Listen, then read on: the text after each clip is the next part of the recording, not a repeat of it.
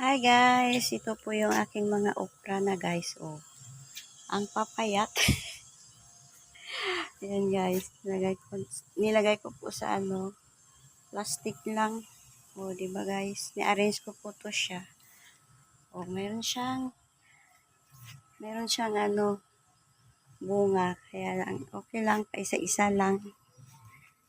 Marami na akong kinuha dito. Nilaga. Nilaga ako. Oh, ang sarap.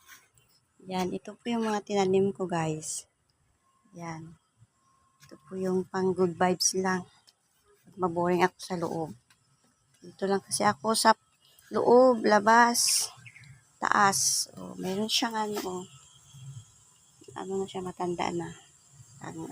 Binhi na naman. Guys. O, diba? So cute ang bunga.